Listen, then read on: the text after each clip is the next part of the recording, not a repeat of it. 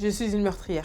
J'ai tué plusieurs plantes, sans faire exprès, certes, mais je leur ai quand même ôté la vie. Pourtant, j'ai regardé plein de tutos YouTube pour connaître la quantité de lumière, la quantité d'eau à mettre en fonction de la plante et tout, mais j'ai pas réussi à maintenir une seule plante en vie. J'en ai sauvé une, hein. Enfin, on l'a mené chez ma mère, parce que ma mère, elle a vraiment la main verte, donc vraiment ce don pour faire pousser les plantes. Et en fait, ça doit vraiment faire plus de 6 mois que je lui ai donné, parce que j'ai vraiment peur que ma plante meure entre mes mains. Mais bon, aujourd'hui c'est fini, j'ai décidé d'affronter la réalité et de comprendre pourquoi certaines personnes comme moi n'arrivent pas à faire pousser les plantes. Est-ce que c'est parce qu'on n'a pas la main verte? Est-ce qu'il faut vraiment avoir la main verte pour faire pousser des plantes? Est-ce que même avoir la main verte, ça signifie quelque chose? Je vais récupérer ma plante chez ma mère et je vais parler de tout ça avec elle.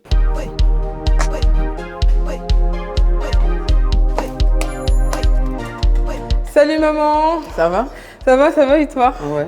Bon bah du coup je suis venue pour les plantes, hein, pour récupérer ma plante aussi. Eh ben, elle est là, elle est toute prête, elle t'attendait.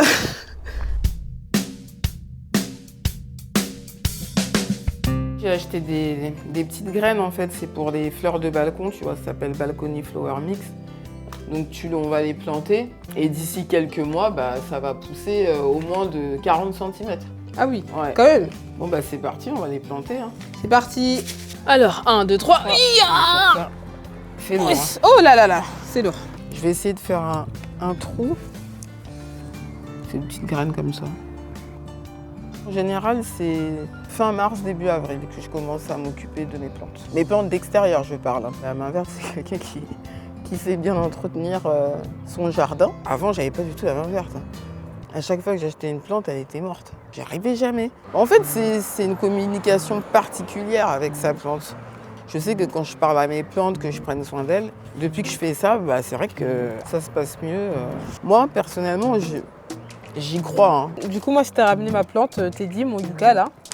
Est-ce que tu peux m'expliquer un peu comment tu l'as sauvé? Parce que moi, je comprends pas, maman. Tu le mets près de la fenêtre, il a de la chaleur, lumière du jour, et je l'ai arrosé. Et c'est bon. C'est comme ça que je l'ai sauvé. Hein. Là, tu peux être tranquille. Même quand tu pars en vacances, par exemple, t'en mets un deuxième comme ça, tu trouves ça à Action 90 centimes, je crois. Bisous, Okay. à la prochaine. Bisous.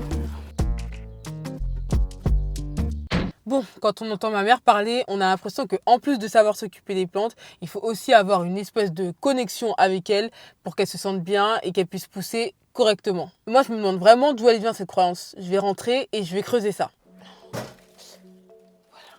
En faisant mes recherches, j'ai vu que cette croyance qu'il y a une espèce de connexion entre les hommes et les plantes, en fait, elle date pas d'hier. Dans l'Antiquité, entre 800 avant Jésus-Christ et l'an 476, en fait, on voit pas la plante comme on la voit maintenant. Aujourd'hui, en fait, on la voit comme un être biologique.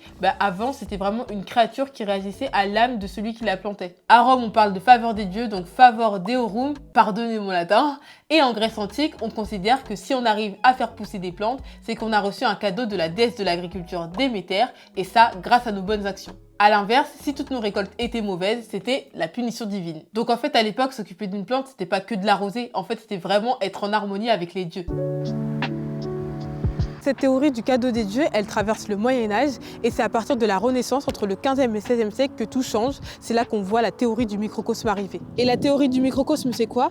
C'est tout simplement que l'homme serait le reflet de la nature. Donc ça veut dire que tout ce qu'il y a dans les étoiles ou dans la terre, on l'a aussi en nous. Et donc quand on cultive, on équilibre notre énergie avec celle de la plante. Donc là, l'idée d'énergie comme on a aujourd'hui, elle arrive et elle se développe encore plus à partir du 18e siècle pendant la période des Lumières. C'est à ce moment-là, donc en 1735, qu'on a notamment la classification des plantes par le suédois Linné, mais on a encore dans la tête cette idée de magie qu'on veut rationaliser. Et la théorie du magnétisme du médecin Franz Anton Mesmer, c'est exactement ça en fait. L'idée c'est qu'en fait tout l'univers est rempli d'un fluide physique invisible qui relie tous les êtres vivants, donc les humains, les animaux et les plantes. Et donc le bon jardinier, il est considéré comme un espèce d'aimant qui arrive à débloquer ce fluide physique de la plante pour pouvoir la faire grandir. À partir de la révolution industrielle au 19e siècle, il y a un gros tournant. Sous le Grand Empire, tous les quartiers médiévaux de Paris sont totalement rasés et ils sont remplacés par la ville, donc tout ce qui est grand boulevard haussmannien et tout ça. Et donc il y a un espèce de grand exode rural, les paysans quittent leurs terres pour rejoindre la ville et commencent à vivre dans des immeubles en pierre. Et dans une ville polluée avec le charbon des usines, garder une plante en vie, c'est un peu compliqué. Donc ce savoir-faire de cultiver, il disparaît vu qu'on n'a plus besoin de ça pour manger. Maintenant, si on veut acheter des aliments, on va au supermarché. Et ceux qui arrivent encore à maintenir des plantes dans ce contexte-là sont considérés vraiment comme des des génies, en fait, un peu comme moi je vois ma mère. Il y a plus cette notion de savoir-faire, on retombe vraiment dans cette idée d'espèce de magie inexplicable. Et un siècle plus tard, on réassocie le jardinage à un savoir-faire avec la naissance de cette expression qu'on connaît tous, avoir la main verte. C'est notamment une référence à la couleur de la chlorophylle que les jardiniers avaient sur la main à force de manipuler les plantes. Bon, on est d'accord qu'aujourd'hui, quand on dit qu'une personne a les mains vertes, on ne dit pas qu'elle a les mains pleines de chlorophylle à force de manipuler les plantes. Non, il y a vraiment toute une signification derrière où on attribue à la personne une sorte de don. Et un don, ça ne s'explique pas. Et au XXe siècle, on va chercher à expliquer tout ça. Comment ça se fait que certaines personnes arrivent à s'occuper des plantes et d'autres non. Celui qui va trouver une explication à tout ça, c'est Clive Baxter en 1966. Et est-ce que c'est un botaniste? Non, pas du tout, c'est un agent de la CIA.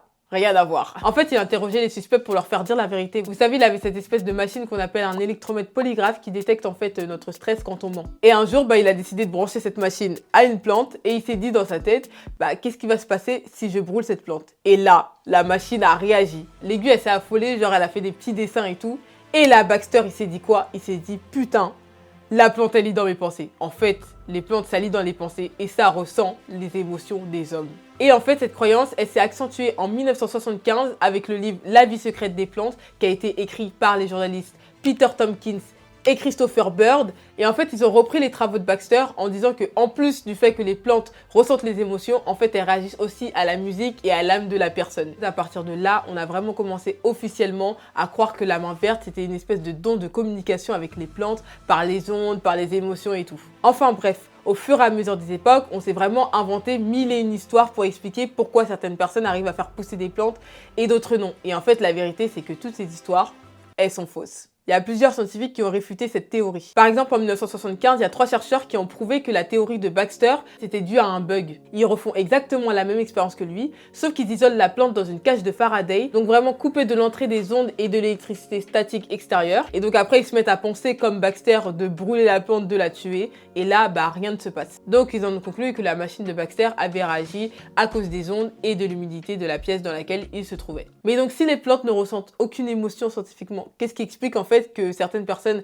arrivent à les faire pousser et d'autres non? Du coup, j'ai interrogé sur la question Elisabeth Bello-Grimaud, qui est docteure en psychologie cognitive. Qu'il existe un modèle qui n'a pas été validé mais qui est quand même très intéressant, qui est le modèle d'Howard Gardner sur les intelligences multiples, qui lui pose qu'il existe différents types d'intelligence, et dans les types d'intelligence qu'il a posés, il y a l'intelligence naturaliste. Dans les profils de ces intelligences-là, on va avoir effectivement la capacité à pouvoir mieux observer le vivant, et effectivement c'est une forme d'intelligence que tout le monde n'a pas. On a un test de personnalité qui s'appelle le Big Five, et ça c'est un modèle qui a été pas mal étudié.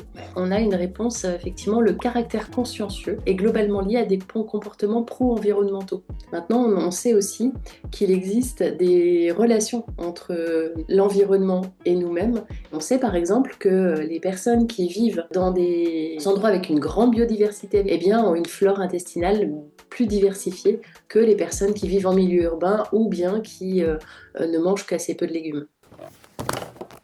Alors, en fait, les théories de l'époque, elles n'étaient pas si fausses que ça. On est vraiment relié à l'environnement, mais c'est pas pour autant que si on parle aux plantes et tout ça, on va réussir à les faire pousser en fait. C'est vraiment un trait de personnalité que je n'ai pas visiblement. Mais bon, j'ai quand même travaillé sur moi, histoire d'expier mes erreurs. Et regardez, j'ai planté des graines et j'espère vraiment qu'elles vont pousser et que ce ne sera pas un nouveau meurtre. Si vous avez aimé la vidéo, n'hésitez pas à vous abonner, à liker et à partager. Je crois que j'ai trop arrosé.